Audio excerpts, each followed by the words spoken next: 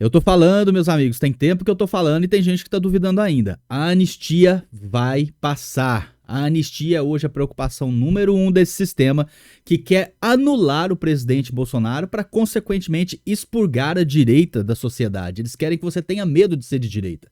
E as pessoas que ainda não tiverem medo de ser de direita sejam rechaçadas pela sociedade, só que eles não conseguem fazer isso. E eles estão há vários anos tentando, eles estão há mais de meia década tentando. Diretamente, sempre tentaram, mas diretamente com o sistema perseguindo através de inquéritos, judicialização, lawfare, perseguição do Estado, do aparelhamento das polícias, tem o quê? 6, 7 anos que eles estão fazendo isso e não consegue. A direita no Brasil só cresce.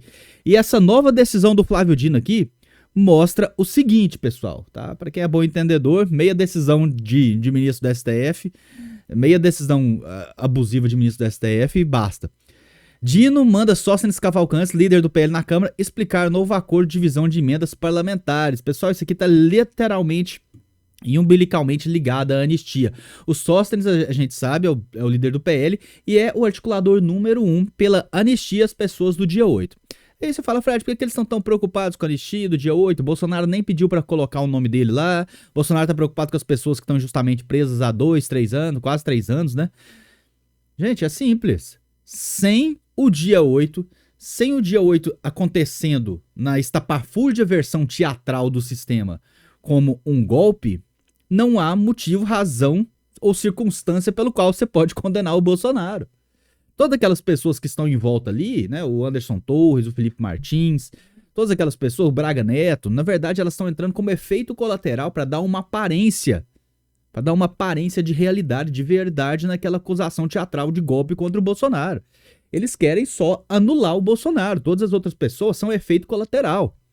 Então é por isso que pessoas como Dino, Zanin, Moraes, todos esses estão dispostos a trancar pessoas inocentes por 14, 15 anos, 17 anos para essas pessoas, porque a intenção final é o Bolsonaro. E eles sabem, e a imprensa fala isso, a esquerda fala isso. Por que a esquerda que pediu anistia para sequestradores, ladrões de banco, assaltantes de banco, terroristas, homicidas, guerrilheiros e conseguiu anistia para esse pessoal?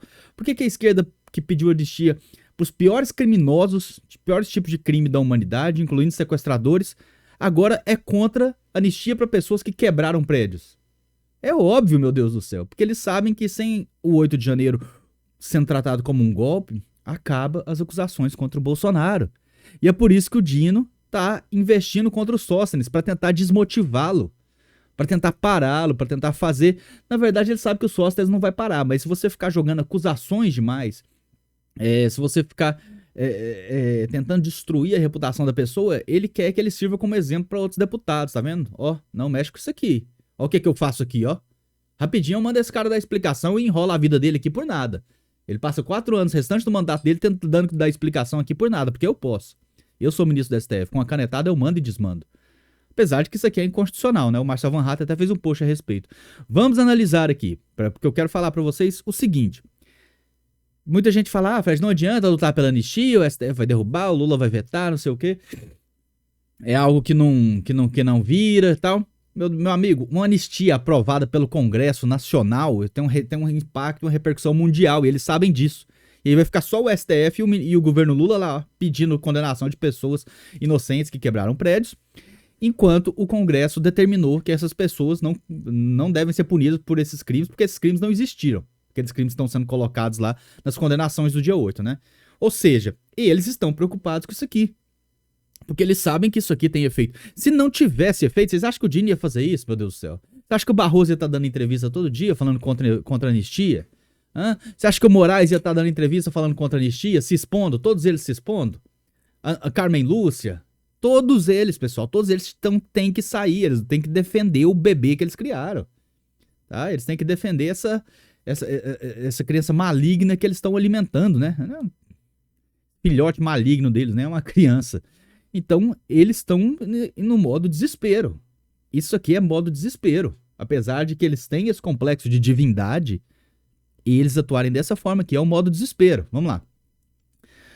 A medida seria uma forma... Aqui, ó. O ministro Flávio Dino convocou neste domingo o deputado Sóstenes para prestar esclarecimentos em 48 horas, sempre as 48 horas, né, sobre uma fala do parlamentar relatando supostas novas divisões internas sobre as emendas de comissão. A decisão foi tomada após o deputado afirmar durante uma entrevista que poderia romper um suposto acordo firmado entre os parlamentares e controlar 100% das emendas de comissão dos colegiados presididos pelo partido. Qual que era o acordo? O colegiado controlaria 70% e o Hugo Mota, o colegiado controlaria 30% e o Hugo Mota 70%. Então, o que o Sóstenes falou? Não, já que você quer fazer essa palhaçada, já que você não quer pautar a anistia, nem mesmo com pedido de urgência protocolado, a partir de agora as emendas serão controladas 100% pelo colegiado. E aí, claro, né, o Hugo Mota, que já foi nos jantares, já participou de muitas reuniões, inclusive com o Dino presente, né, ele não pode sair prejudicado. Ele não pode ser pressionado. Então agora eles estão se alinhando para que o Hugo Mota não seja pressionado do lado da direita. Pelo lado da esquerda ele está completamente pressionado. Imagina se o Senado tivesse esse poder que o STF tem. O Senado tem, ele só não quer exercer. Mas, por exemplo, a gente viu que assim que o Hugo Mota entrou na presidência e começou a falar de anistia, os processos do pai dele começaram a magicamente se mexer, né? Então imagina se o Senado vai e chama os responsáveis e fala, por que esse processo do pai do Hugo Mota ficou tanto tempo parado, mas agora vocês resolveram falar dele? Agora que entrou na anistia. Por que essa coincidência? Por que esse timing? Porque o Dino não tem problema nenhum em causar esse tipo de constrangimento, né? Vamos lá. Só se afirmou ainda que a decisão será tomada apenas como último recurso, né? Mas aqui, o acordo feito entre o presidente Mota e o ministro Dino é que seriam aprovadas as comissões assinadas pelos deputados e dado total transparência. Se o presidente Hugo Mota rompe o acordo com o PL, me dá autorização a usar os mesmos critérios que ele estabeleceu de aprovar na comissão com transparência, mas com o PL fazendo todas as indicações, ou seja, não vai mudar nada de transparência. Todo mundo vai saber a transparência. A diferença é que, ao invés do Hugo Mota indicar, quem vai indicar agora é o PL. Porque tinha esse acordo do Hugo Mota poder indicar uma parte das emendas. Só que o Hugo Mota tá rompendo o acordo em questão da anistia. Se ele não cumpriu o acordo, o PL não precisa cumprir o acordo, é isso que funciona. E o Dino sabe muito bem, sabe que não tem legalidade, sabe que não vai faltar nada a respeito de transparência. Mas o que ele quer é, Hugo Mota, você já tá recebendo pressão de cá, então não ceda as pressões de lá, tá? Vou pôr pressão nesses Sóstenes aqui pra ver se ele fica quieto, ou se ele não ficar quieto, se eu não conseguir calá-lo, as outras pessoas que estão em volta aí com certeza vão olhar pra ele e não vão querer respeitá-lo, né? Que a gente vê que realmente já é uma situação que tá bem colocada na imprensa, essa questão. E o que eu tenho pra dizer pra vocês é isso, meus amigos. A gente tá agora numa situação que a gente não pode parar de pressionar, e o Sóstenes sabe muito bem disso. O Sóstenes já deu foi um recado. Deixa eu até colocar aqui para vocês que o Sóstenes já deu foi um recado. Deputado eleito não se curva a ministro do STF. Eu deveria ter deixado aqui. Aqui, ó. E é isso mesmo. Cada um tem o seu poder. Cada um tem o seu poder. Não tem por que o deputado eleito ficar com medo de ministro do STF. Não tem razão disso. Deputado eleito não se curva à ameaça de ministro do STF. Cada um tem o seu poder. Cadê a pluralidade de poder, a tripartição, né? Como que a gente faz com essa questão aqui, que o STF tanto adora falar, a independência entre os poderes. Mas a independência entre os poderes nada mais é do que o que eles querem, o pessoal do STF, nada mais é do que um STF independente, e os outros poderes pedindo bênção para eles a todo tempo. Vocês têm a total independência de poder nos consultar sobre as coisas que vocês precisam fazer, tá? Não se preocupe que vocês são extremamente independentes. Sempre que vocês forem fazer algo, não esqueça de consultar aqui pra gente. E eu gostei muito da fala do Sóstenes, porque não tá na hora de baixar a cabeça. Isso mostra, pessoal, mais uma vez, a decisão do Dino mostra que eles estão muito preocupados com a anistia, que eles sabem que vai passar. E se passar, fica mal pra eles.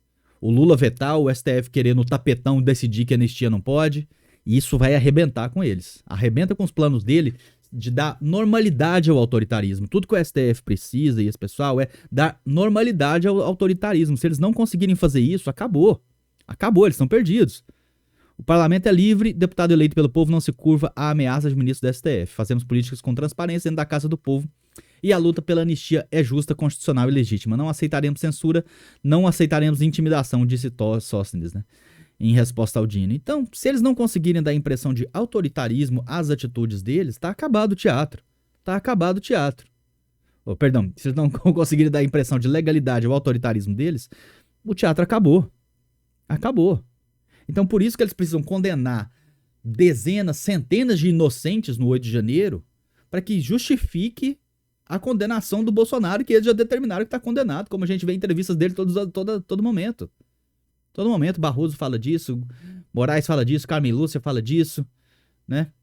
Então eles já determinaram a condenação do Bolsonaro e agora eles precisam criar o quê? O ambiente para que ela seja justificada.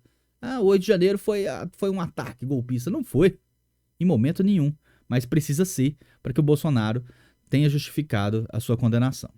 É isso, pessoal. Não vamos parar de lutar, não vamos parar de brigar, não vamos parar de denunciar. Cada um dentro das suas atribuições e capacidades tem que fazer o máximo para que essa anistia passe. Grande abraço, fiquem com Deus e até o próximo vídeo.